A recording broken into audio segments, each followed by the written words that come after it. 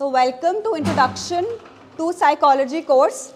I have already explained the syllabus of this course, which includes 3 units: personality, intelligence and psychological testing.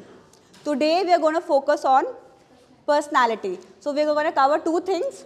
What is personality? What is the nature of personality? How do we categorize personality? What are the various factors that influence personality? We are going to cover this. And secondly, there are various perspectives to personality. Today we will be covering biological perspective. In the following classes, I'll introduce you to psychodynamic perspective and humanistic perspective, but today's class is just going to be focused on nature, introduction to personality and the biological perspective. Before that, I would also like to introduce myself. My name is Ashna. I am of course Masters in Psychology and I am currently doing my PhD in Organizational Behavior.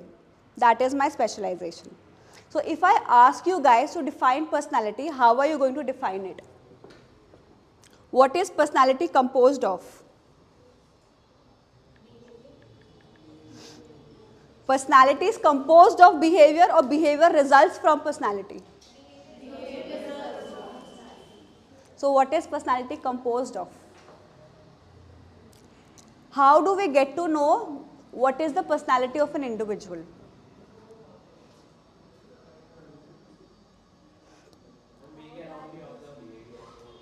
We see how a person thinks, how a person acts, and then we make an inference. Everybody thinks, acts, feels in a different way, right? Moreover, how would you understand what is the personality of a specific individual? This is the first class, right? But you have met each other before. Imagine you coming to this class for the first time. How did you guys behave? There would be some people who would be interacting with the few. There would be somebody who would be sitting aloof. And then you would retrospect what has been my behavior or how have I approached different situations in the past. If you see a consistency in your behavior, every time I meet new people or I'm around new people, I try to interact with them, I try to socialize, I try to mingle. You see consistency in a pattern. Then you decipher that it is a part of my personality. Or maybe you are somebody who likes being aloof, who likes being all distant. Consistently across different situations, you will realize that this is how I behave, and then you conclude that this is a part of my personality. So we need 2 things: consistency across time periods and consistency across different situations in time. It could be a classroom situation, it could be a party situation. But is your behavior consistent? So when we see consistency in such patterns, we can decipher that this is a part of our personality. So consistency here is the key. I'll tell you one definition of personality which was given by Gordon Allport. Personality refers to relatively stable dispositions of an individual. Relatively stable because they don't change that frequently. But that does not mean that personality cannot change at all. They are relatively stable.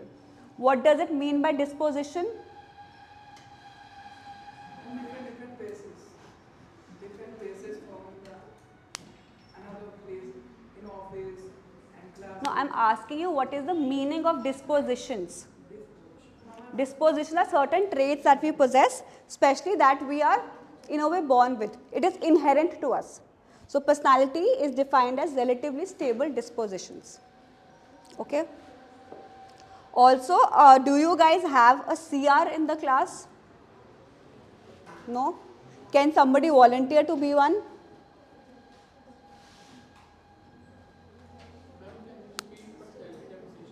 Relatively stable dispositions in an individual. Stable dispositions. So I will be sharing notes, but I will be sharing notes with one person who can circulate them amongst the class. So any one individual can volunteer to be the CR and coordinate with others to circulate the notes. Okay. So coming back to personality, personality is made up of 3 components.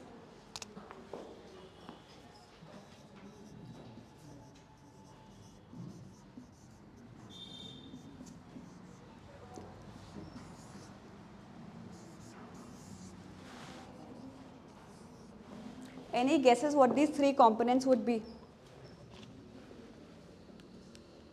We have discussed something already.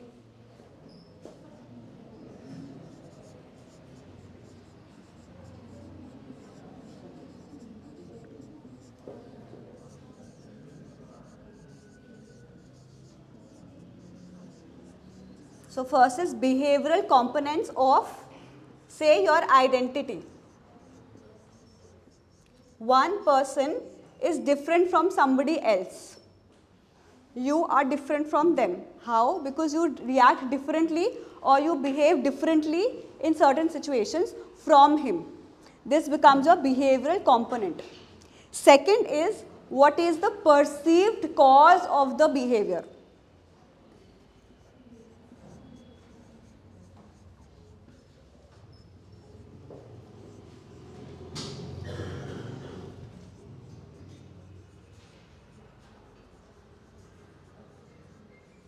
For example, now given this situation, okay, maybe like everybody is making a lot of noise and I start scolding you, okay, and your reaction would be crying. Let us, we are just taking an example, right? Now what is the perceived cause of your behavior? Is it external, that ma'am shouted, or is it internal, I am too sensitive? Could be anything, could be external, could be internal. How would we get to know whether it is external or internal? If across different situations he repeatedly shows sensitivity, then we can attribute that maybe it is due to his personality and not depending on the situation. A lot of our behaviors are triggered by the situation. Could be I am just being rude to him, therefore he became sensitive. In other situations, he is fairly emotionally stable. Then the cause of the behavior becomes external, not internal. It is only when a person differs in behavior consistently across situations and we perceive the cause of the behavior to be internal rather than external, that it becomes a part of the personality. So perceived cause of behavior has to be internal and not external. Now what is the third component?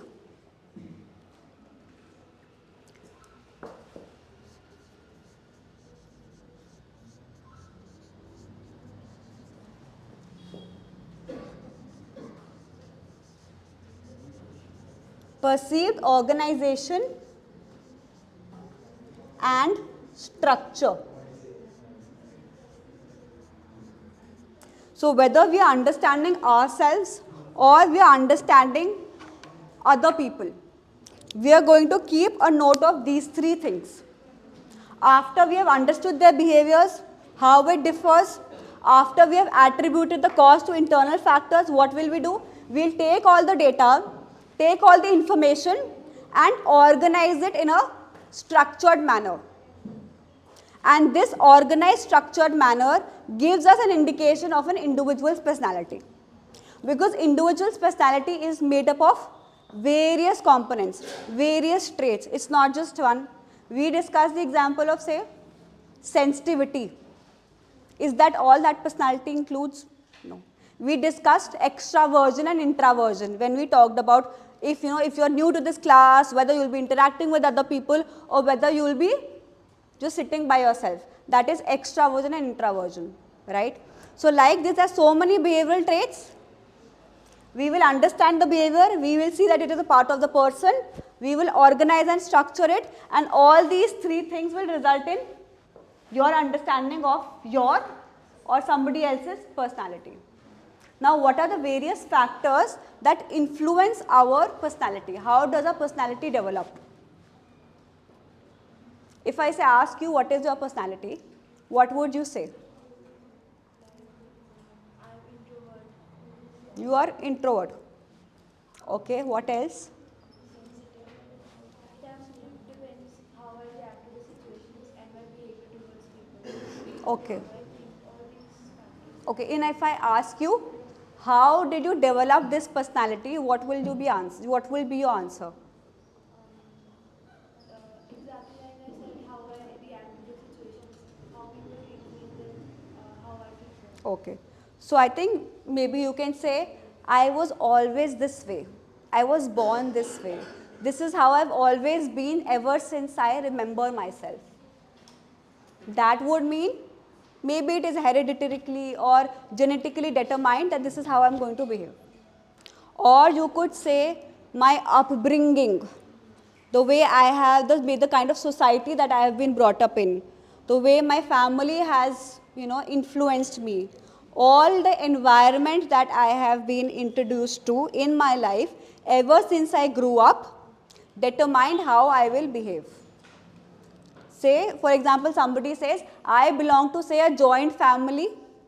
There are so many people, I have learned to become more extroverted.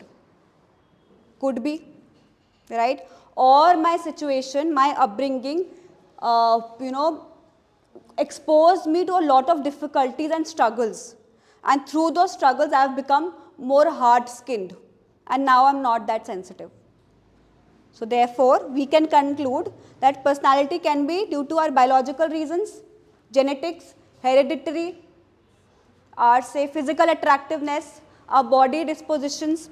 I will not go into extreme details about what are the various biological factors and how they influence personality. For example, but to give you an example, there is a theory by Sheldon which talks about how your body built has an influence on personality. It is also similar to the stereotypes that people tend to have. If you are, say, ectomorphic, if you are extremely thin and lean, you are supposed to be very intelligent. You are hardworking, you are intelligent. If somebody is mesomorphic, average build, athletic build, you are supposed to be strong. You are supposed to be good at athletes. You are supposed to be athletic. You are supposed to be sporty. And if you are towards the obese side, if you are endomorphic, what do people assume you to be? Lazy, funny, happy-to-go-lucky, humorous. All the comedians will always, if you watch movies, every time there's a funny person, there'll be a fat person, blending two stereotypes. But this is a theory on personality, very old, does not apply now at all, how body builds affect personality. Similarly, there is how physical attractiveness has an impact on personality, etc. So we have understood that there are biological factors that influence personality. We have also understood that there are environmental factors, the way we are raised, the environment in which we are raised that have an impact on our personality. What are the third category of factors which have an impact on our personality? That we are going to study here, psychological factors, right? For example, what is our intelligence? People who tend to have higher intelligence might be more confident, might have, higher self-esteem owing to their high intelligence. What is your emotional intelligence? What are your aspirations in life? What are your dreams?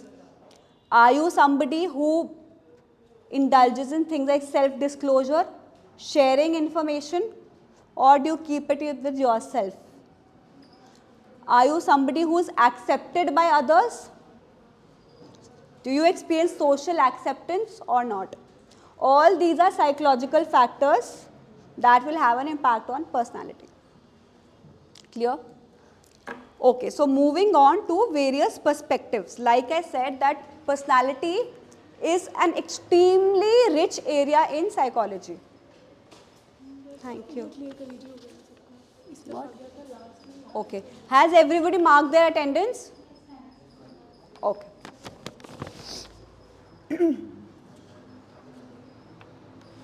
Done this row as well? Okay. So personality has various perspectives. I think you would have clearly, I'm sure you have heard the name of Sigmund Freud, and all of you would be very excited to learn about psychodynamic perspective. But psychodynamic perspective is just one perspective to personality. Similarly, we have huge number of perspectives.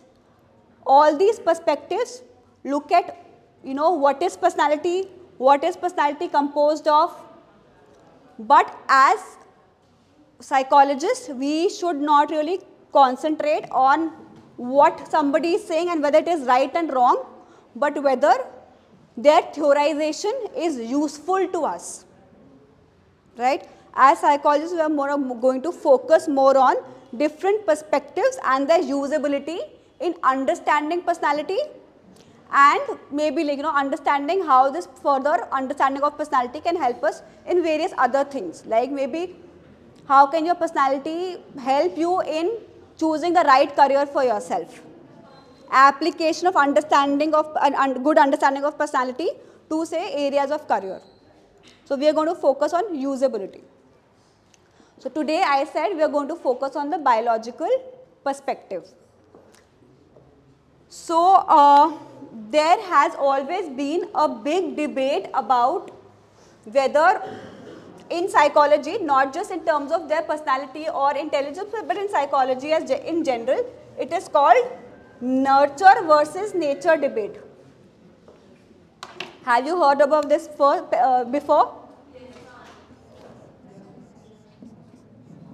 Nature versus nurture. Nature becomes your biological perspective because this is what you are born with. Nurture becomes your psychological or environmental perspective, right? So today we are going to focus on the nature aspect because nature is biological. Understood nature versus nurture? Okay. So within biological perspective, we are going to study three things. First is,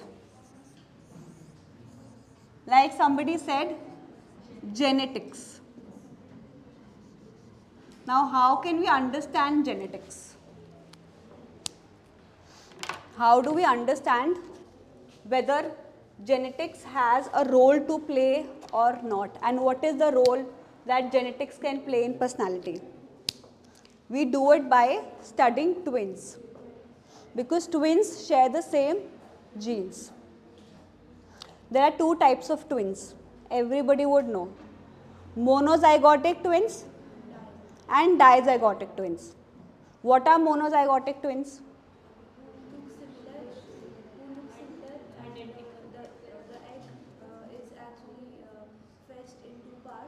Yes. Yes. So basically, when there is one egg, which means same set of DNA and same set of gene, when it splits into two eggs and there are two offsprings, this is called monozygotic. Monozygotics are identical twins. When we talk about identical twins, we are referring to monozygotic twins because they share the same gene structure, but later they split into two. Dizygotic, on the other hand, would mean that at the time of fertilization itself, there were two different eggs, which means this gene and this gene is not going to be same. It could be similar, it will not be same. These are dizygotic and these are called what we call fraternal twins. Generally people say identical, non-identical. So they are non-identical or say fraternal twins. So if somebody has, say,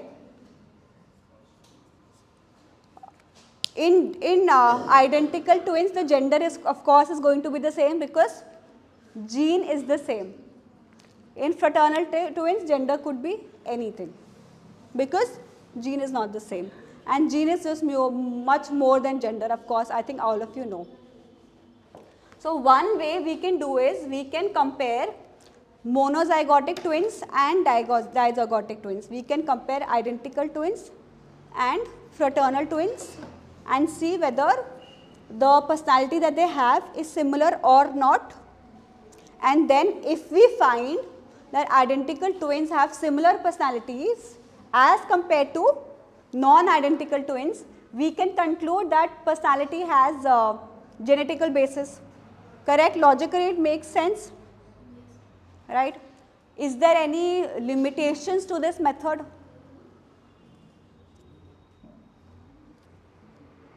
A lot of times the environment that identical twins will get will also be similar. The way they will be raised will also be similar. For example, of course, identical twins will offer both fraternal and identical twins will belong to the same family, same class, same gender. They'll be treated alike because again they share similarity in terms of looks as well. There'll be a high amount of resemblance. All the environmental as well as psychological factors are going to be same for identical twins.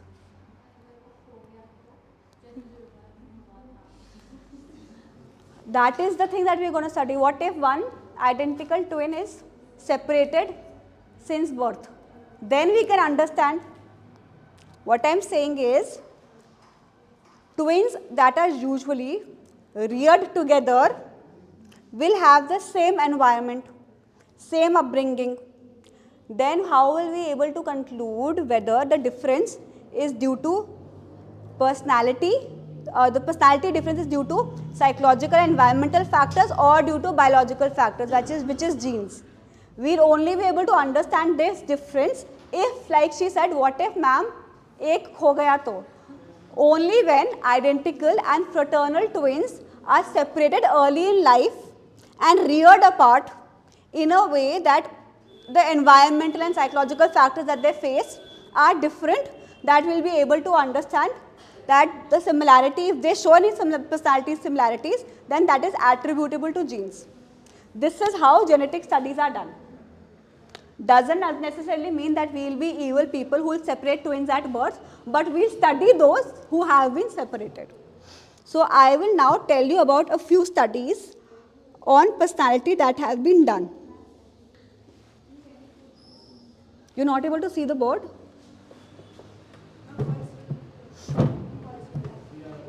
Okay. I'll just pick this. Yes.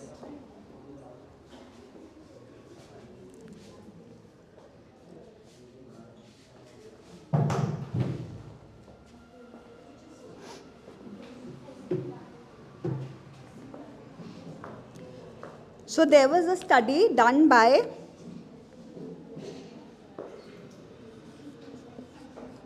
Ock, Tellegen in 1998.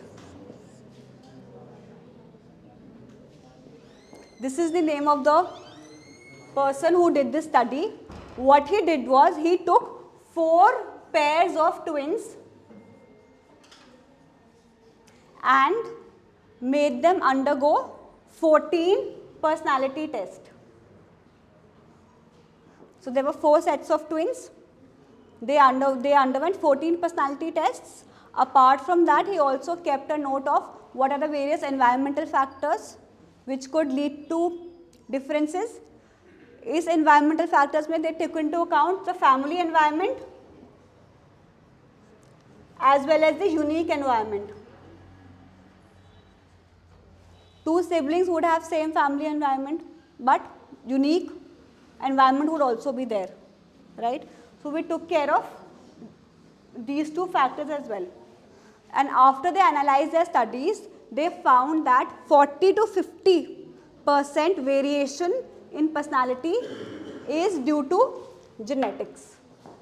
So genetics contribute to 40 to 50% of your personality. Other remaining are due to family aspects, family environment, unique environment, psychological factors, etc. But 40 to 50% is genetics. Further, they also, this similar study was also replicated by another person called Kamakura in Japan.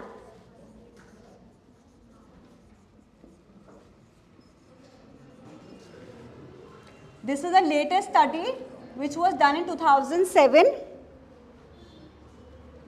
and they found that twins tend to have similar self-esteem irrespective of the country that they live in, the level of affluence, which is the amount of money that they have.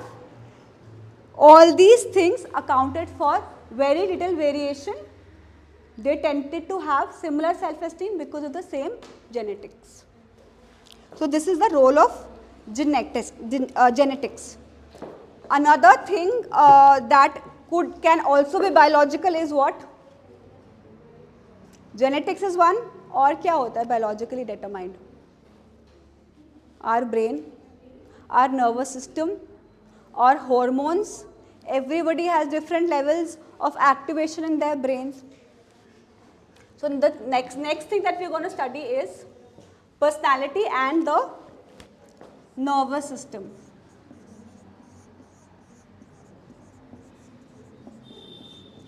Have you heard the name of a psychologist called Eysenck?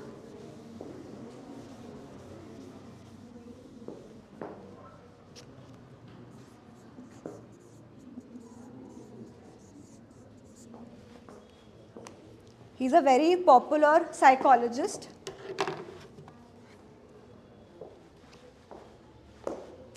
He gave a model called extraversion stability model. So he said that basically personality can be understood through two basic dimensions, one being extraversion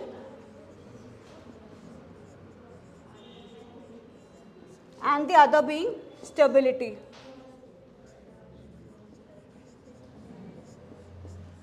What is extraversion? We all know extroverts are people who get energy by socializing. They tend to be confident, they tend to be more talkative, they tend to like places where they can socialize. Introverts tend to be people who like being confined towards their own selves. They are more shy, reserved, and they get energy out of spending time with their own selves.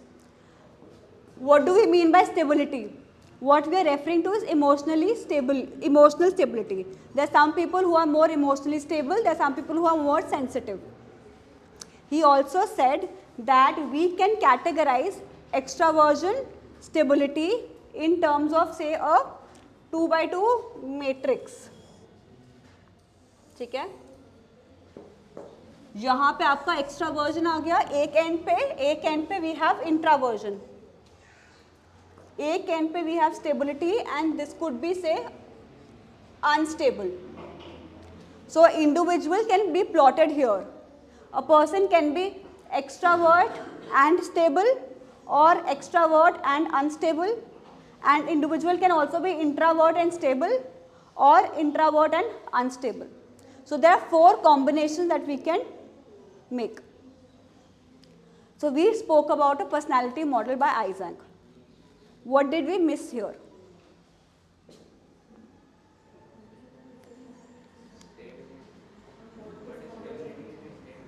Stability is basically your emotional stability, whether you are sensitive and you react sensitively to different situations, whether you experience extreme emotions from say happy to one end and sad to the other, or whether you are emotionally more stable. Emotional instability is also called neuroticism. You have heard the term neuroticism? If you haven't, you will soon. In personality, we will be discussing neuroticism as well. Neuroticism means emotional instability.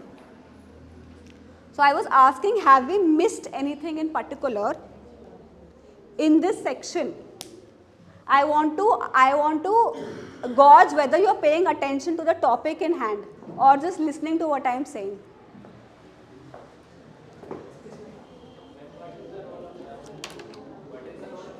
Yes, we are studying the role of nervous system. So here what I am going to talk about, how this theory of personality has some implications for the nervous system. Eysenck was the first psychologist who tried to find neurological basis for personality traits such as extroversion and introversion. He said that all our brains have an optimal level of arousal that we need. In some people, say people who are extreme introverts, the arousal in the brain is over aroused. In extreme introverts, their brain is over aroused. Therefore, they tend to engage in things and activity that reduces their arousal to a optimal level of arousal. Therefore, they want to avoid, say, social gatherings which will arouse them even more. They want to bring it down. Extroverts, on the other hand, tend to have a very under-aroused brain. Therefore, to reach an optimal level of arousal, they engage in activities such as meeting people, going out, dancing to increase that level of arousal to reach the optimal level. So here we can assume that in this category there is over arousal and here we have under arousal.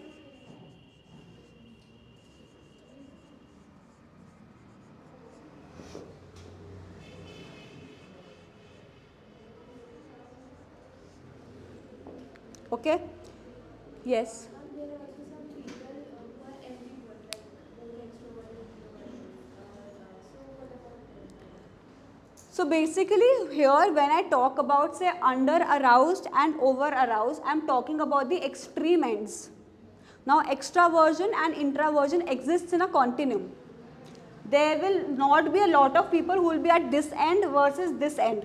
A majority of people lie in between, right? So you should view it as a continuum rather than a bucket. So when you talk about ambiverts, there are people who become introverts or extroverts depending upon the situation. There are people who tend to be more extroverted in company of people that they are comfortable with, or say in small groups rather than large groups. They somehow lie here, somewhere in between. Okay. So coming back to the nervous system, their extroverts have under aroused brains and introverts have. Why are you jumping on the table?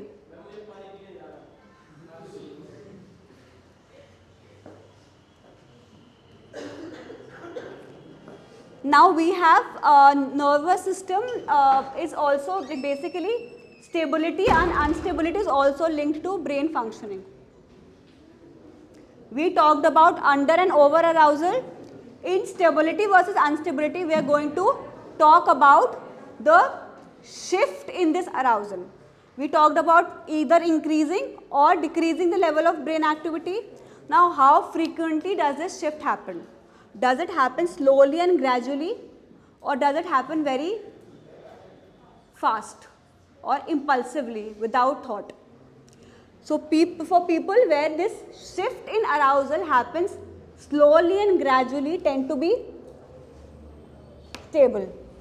For people where this shift in arousal happens suddenly in like a hair shocking scenario, they tend to be unstable. So here I can write shift is slow, here shift is sudden. Okay, this is clear. How much time are we left with? There are 10 minutes, don't say 5.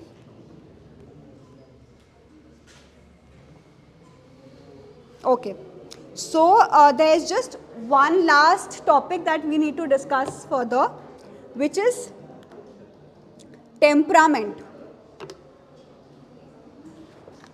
What is temperament? Anybody knows? Temperament are basically biological building blocks of personality. Personality forms relatively later in life, but when an infant is born, when a baby is born, they share certain temperaments. Personality is more psychological. Temperament has some biological basis to it. Now, all of you have seen newborn babies, small infants. how do you tend to categorize them? They are either very friendly, very social, they'll go to new people, they'll go to new environments and be comfortable with it, right? Then there are children or infants who are more shy. They don't like going to unknown people. They are very cranky. If you take them out of their room, they'll start crying. If you hold them inside of their parents, they'll cry. They are more fearful. Some are more fearless, more open to novel scenarios. Some are more fearful to unknown faces and unknown people. So basic temperament, even for a small child, can be determined, and all these have biological basis. So when we do twin studies, we find that twins tend to share temperaments. They tend to have similar temperaments as compared to non-twins. Identical twins tend to share temperaments more than fraternal twins, right? So when we talk about children who are more friendly, who are more, who are more social, who are okay with new scenarios, we label them as uninhibited. It is called uninhibited temperament.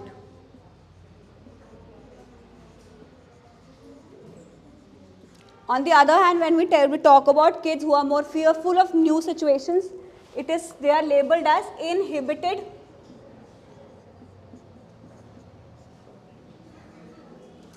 Yes, why are you laughing at the back? What do you want me to focus on, teaching you or maintaining discipline? Because I can't do both. Either I can make sure everybody is quiet or I can focus on teaching.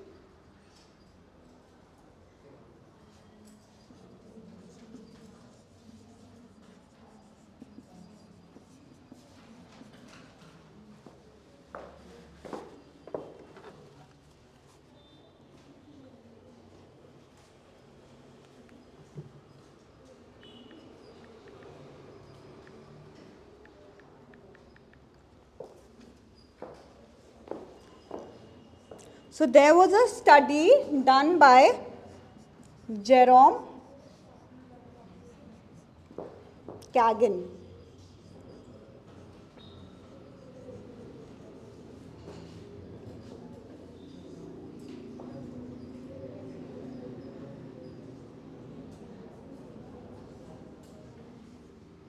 He found that inhibited children tend to be more physiologically aroused and tend to have more stress related reactions and hormones in their body. Physiological arousal and stress is higher in children with inhibited temperament as compared to those with uninhibited temperament, which makes us go back to the physiological basis of personality. Also, they also found that there is a brain structure called amygdala.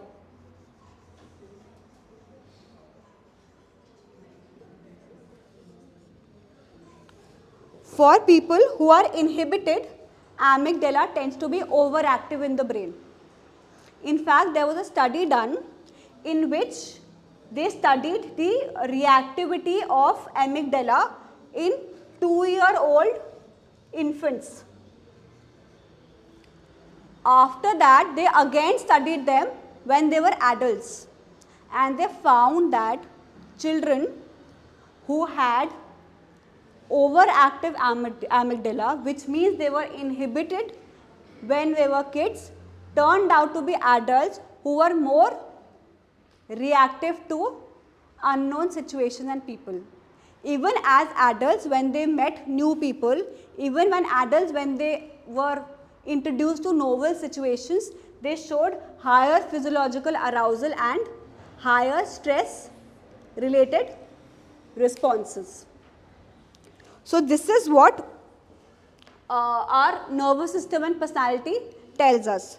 Finally, we will just evaluate the biological perspective and conclude biological perspective for today's class. So what did we understand through? First, understanding what is personality, what are the various factors of personality, and then we discuss biological perspective in detail. What is your understanding of personality now? How will you conclude all this?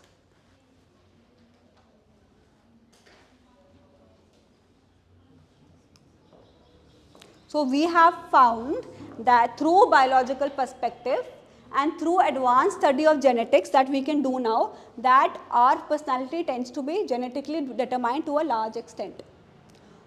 40 to 50% of the personality can be attributed to genetics, right? But what about the remaining 60 to 50? That is also not a small percentage, right? So we have understood though personality is genetically determined, but that is not the all. We need to focus on other factors that have a role to play when it comes to formation and development of personality. So yes, it is useful, but it is not the only thing that is needed to be focused on. Okay? Yes. So in the next class, we will focus on other perspectives to personality, which includes trait approach. And before you all leave, one of you share your contact details with me. I will share the notes for today's class, which will make it easier for you to prepare. Also make sure after you go back home, there are just 4 pages notes. Please read it before you come to the next class, so that the whatever I have taught you today gets consolidated in your brains. We are psychologists. Let's use psychology to our advantage. Let's keep reading it again and again so that it is entrenched in our minds. Okay? Yes. Okay. You will be the CR? Okay. So you guys have to go for the next class, or another teacher is going to come here? How does it work? Teacher will come.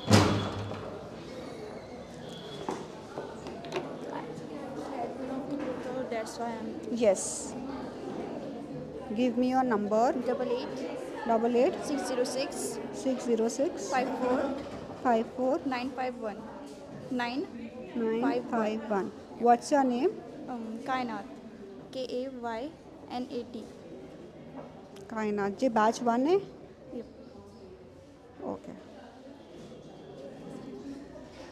I want to buy a reference book for individual difference, like You can use Passer and Smith.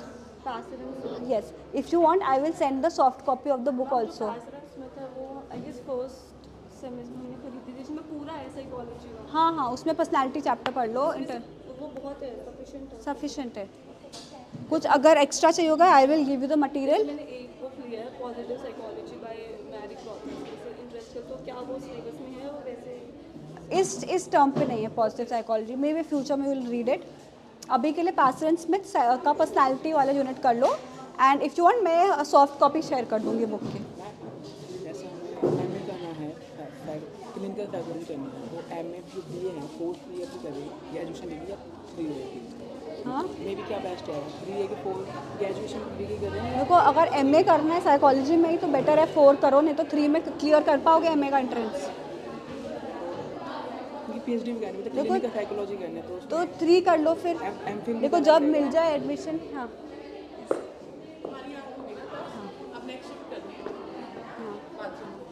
Yes.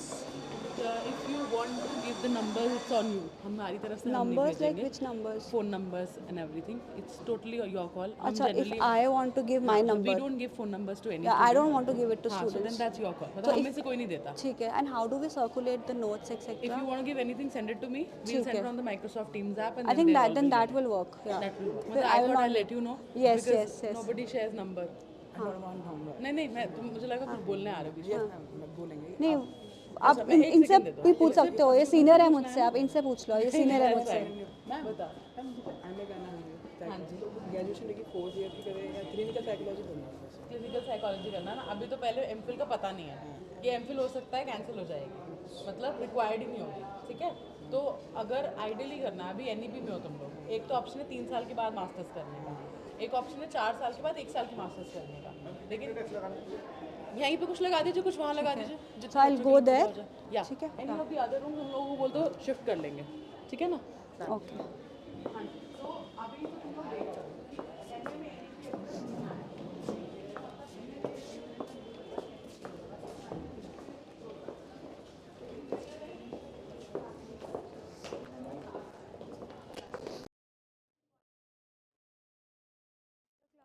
room number 5. Okay. You came late? First class you missed?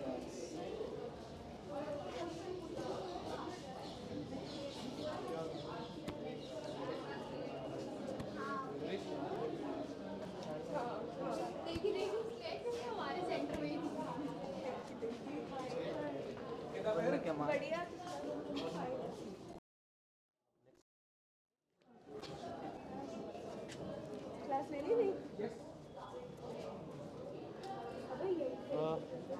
आप लोग अभी आएगा बच्चा से पहले आया करूँ ताकि चलो कोई बात नहीं तो next time I suppose you will see on time ये सबमिट करने होते हैं शीट्स आज ही करना है ना? आपकी जितनी क्लासेस हैं हाँ यू डू वन थिंग कि आप पहले ना इससे एक बार फिल कर देती हूँ. ये कर देना उसके बाद आप यहाँ अपना साइन कर देना total number of students mention कर देना दोनों की तरफ मिला के और एक क्लास का टाइम पीरियड जो भी होगा उसमें जितने भी नंबर ऑफ स्टूडेंट्स हैं टोटल नंबर ऑफ स्टूडेंट्स आप एक बार यहाँ मेंशन कर देना one side and second side आपके सपोज मल्टीपल शीट्स हैं तो अकॉर्डिंगली फर्स्ट वाली शीट पे आप फर्स्ट सेकंड थर्ड जितनी भी शीट्स आपकी लगी हैं उनका टोटल कर दीजिए ठीक है. ठीक है. सबमिट आज ही करना है बट आफ्टर योर क्लासेस ठीक है. वही रूम पे. वो जो हमारा जो हाँ जी, स्टाफ वाला हाँ रूम था जी. जहाँ पे you mark your attendance in Yes. Morning तो वो आप दे देना उससे ठीक. First you complete your classes मेरे ख्याल से आपकी अभी है 4 क्लासेस हैं. ओके. अदरवाइज यदि कोई बीच में आपसे कलेक्ट करने आता है तो you can give okay. Thank you.